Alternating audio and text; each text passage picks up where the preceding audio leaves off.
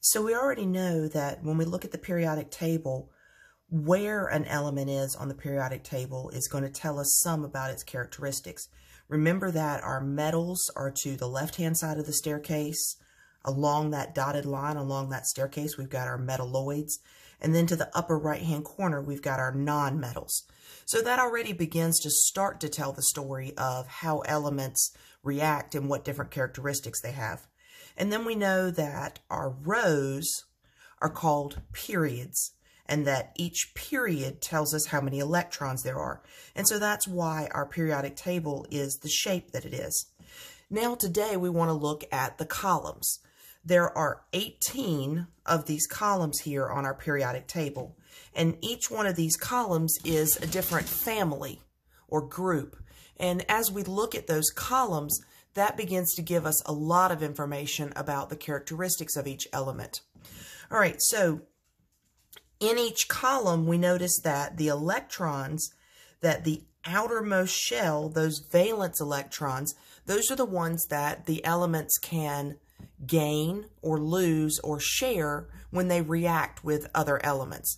And so as we look at filling up these energy levels, and we look at getting to the end of a row to a full energy level and then starting a new energy level, all of these columns here, all of these families or groups, each column has the same number of valence electrons. And so that's going to tell us about the reactivity. All right, let's start with our first column. Our first column here is called the alkali metals. And notice that we just finished filling up an energy level, and now we're starting a new level. And so that's why we don't include hydrogen, because we're only looking at the ones that have just started a new energy level beyond the first one. So this is our first column, and they all have one valence electron. Because we just started a new energy level, we had one more electron than would fit.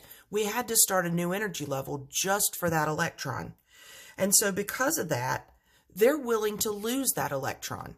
Rather than trying to finish filling up that shell, which would take at least 7 electrons, they're like, well, if I could just kick that one off the island, I could go back to the previous energy level that was already full. And so they're very happy to do that. And so we notice here that they will lose that electron. And because they'll do it so easily, they're incredibly reactive. And they'll react with anything, air, water, any other element. And so because of that, they're rarely found in their pure form. They're almost always reactive with something else. They tend to form salts. So they tend to react with this next to the last column and form our different salts. All of these alkali metals are soft, shiny metals. All right, let's look at the second column. Now, just like alkali metals, alkaline earth metals have filled up that energy level, and now we've started a second row. Okay, so we've filled up an energy level, we've put in 1 electron, 2 electrons. Well, can I add 6 or get rid of 2? Bye, Felicia. So they would rather get rid of those 2 than add 6, because that's a lot easier. So they're also pretty reactive. Now, not quite as easy as just kicking 1 off the island. So they're not quite as reactive as the alkalis. Those are the most reactive. But losing 2 is not too hard of a job. And so they're happy to get rid of those 2 electrons. Okay? And they tend to also bond with these over here on the right-hand side of our periodic table that need just 1 more or just 2 more. And so we see them bonded that way also a lot of times in salts. All right, then as we keep moving across, well, now here we've gotten to a point that, okay, I got to lose 1, I got to lose 2. Well, now we're into a whole lot more because we're into 3, 4, and 5. And so we see that these columns here, this is where we're starting to get into those different spins and the different energy levels. And so these transition metals, they tend more to want to share because it's a lot harder to get rid of 3. That leaves you really unbalanced and really positive. And it's also kind of hard to gain 5. That leaves you really negative. So it's easier to just share. And so we'll notice that these are a lot of our familiar metals that we're familiar with here, our gold and our silver. And so these transition metals here, because of being willing to share, because of kind of being halfway full, that gives them a lot of their properties of their malleability and their ductility. As we continue on across our periodic table now, notice that we're to this block here where our stair step comes through. And so we're looking here at some families now that instead of the families being all metals, now we've got some metals and some metalloids and some non-metals starting to come in here.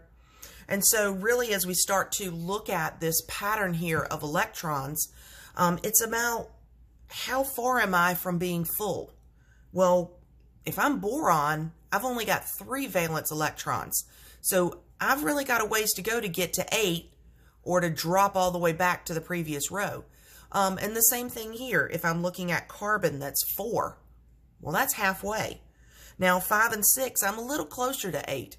So once again, these are going to want to pair, and they're going to want to share rather than lose or gain electrons. Our halogens. Oh, we're almost there. Just one more. I just need one more. And so our halogens are going to be, once again, incredibly reactive. Because if I just had one more, can I just have one? And so these are the very needy elements here because they just need one electron. And so they are willing to interact with anything to get that one electron. As we get to our very last column now, the story's totally changed. Now we're full. I don't need you. I don't need your electron. You aren't getting one of my electrons, so go away. So these noble gases here, and they're called noble gases because they were thought to be kind of snotty, because they will not react with any other element, because they have a full energy level. They have everything they need. And so they're not willing to interact with other elements, and you always find them by themselves and pure in nature.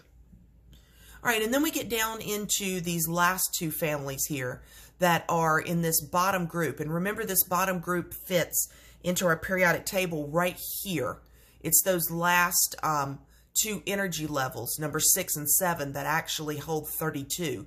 And it's the middle of them, so they're kind of a lot like the transition metals. And these are called our rare earth metals. And they're ones that, notice this is where we were starting to get into the ones that we were making in the lab. And notice as you looked at your periodic table that some of these were found in nature, but a lot of these are ones that we had created in the lab as we started to try to add protons and finish out the periodic table.